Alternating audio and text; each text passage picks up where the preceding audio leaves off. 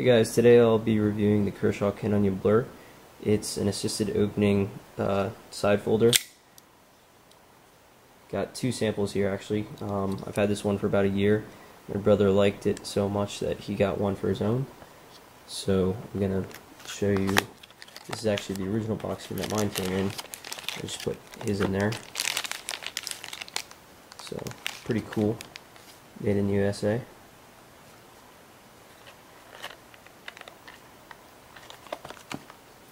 So these are two of the exact same models.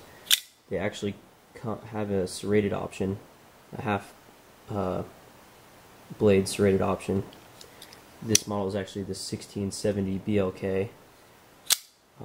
They do make it in a red handle with still with the black Trac-Tec, and then I think they have a silver model, but I happen to like the matte black. It looks really nice. Anyway, this is the almost brand new. He's had it for a week or two, just some oil marks on the blade, but so it's seen a little bit of use. You can already tell a tiny bit of wear on the clip there, but yeah, it just came with the box with a little manual, so that's about it. Anyway, this knife has a 3 3/4 inch blade made of Sandvik 14, yeah, right there, 14C28N steel, stainless steel, and from my experience, it's holding up really well. It came sharp out of the box. This is my model, and there is a noticeable difference in the sharpness between the two blades. This one's about a year old, this one being only a couple weeks. But that's to be expected. I'm actually probably going to sharpen this in the next few months. Sorry, next few weeks, not the next few months. But the steel that they used on it is excellent. From what I've heard, it's a big upgrade from the previous steel they used, which was a 410 or a S10, something like that. Anyway, as you can tell, it is a pretty wide knife. That's one thing that you notice about it. Even when it's folded, it's pretty wide. It's one thing to think about,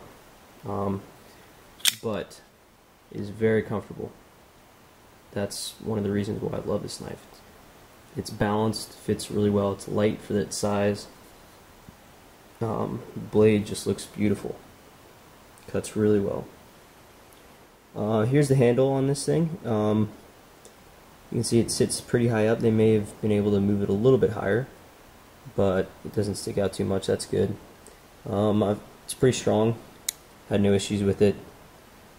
It's pretty simple.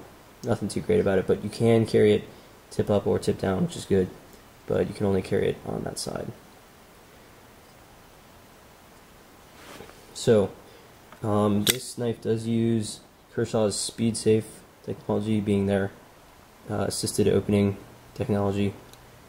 It has a liner lock, which I really love on this knife. Have had no issues with it failing, and it's really quick. I can one hand close like that. It's excellent. Probably my favorite lock I've ever used on a knife. It has no safety though, so if that's one thing you're worried about, this is not your knife. I have never really had it accidentally open, but it does not have a safety. The only way to open it is with these thumbstuds, which are my favorite thing about the knife. Let's see if I can get it real close there. Oh, it's not going to focus that close. Anyway, they're on both sides and they're slanted. You can see that there, so that your finger goes right there. It's really quick. Just push it open a little bit and it opens all the way. The handles are made out of aluminum and they have Trac-Tec inserts, which are very comfortable without gloves. Doesn't feel too heavy, and it is open round, so Dirt can get in there pretty well, and I'm actually need to take mine apart. That's another thing. I had one of my brother's friends, who I don't think has any idea what he's doing with knives. He saw this, picked it up, and did something with it. I don't really know yet. But now, oh, I'm sorry, this was the other one. This one. It is noticeably less powerful, the assisted opening. It's not a problem, it still opens all the way, powerful, but there's like less kick if you've opened a knife. It's not quite as fast, and when it's open there's a rattling noise. I don't know if you can hear that.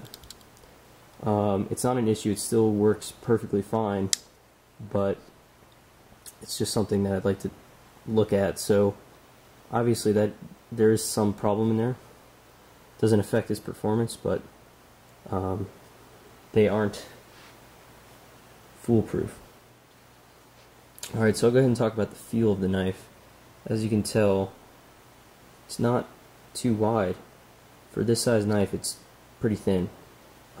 This clip does stick out like that, but it's a pretty thin knife. It's only 4.2 ounces, so I have no issues carrying this thing every day. In fact, I do a lot of times. I'll switch out between this one and a couple others. But in addition, it's just beautiful. They did a really good design. Has some indents right there, and blade is simple, but it's really nice, smooth. I love the matte black. Has a really good coating. Mine does have a few dings here and there, but after a year, it's holding up pretty well. And then the only other place you can really tell the wear is on the handle, or sorry, the clip, and then right there.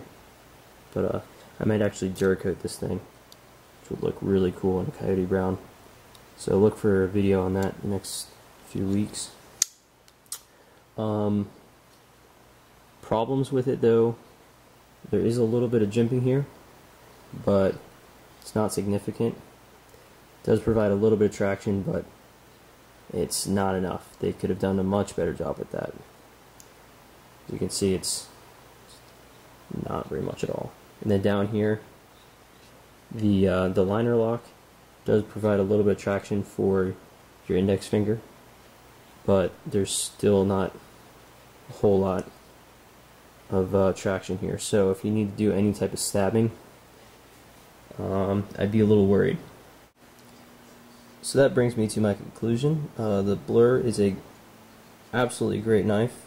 It's beautifully designed, looks beautiful, sharp, fast, light. Only flaw I can say that there's not quite enough traction for the thumb. And then maybe some other people like this closed off. I think it was good design. It decreases the weight.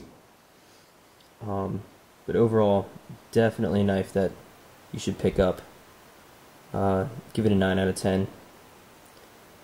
But I think that's about as high as I'll go with the ratings, because this thing is excellent. So go check it out.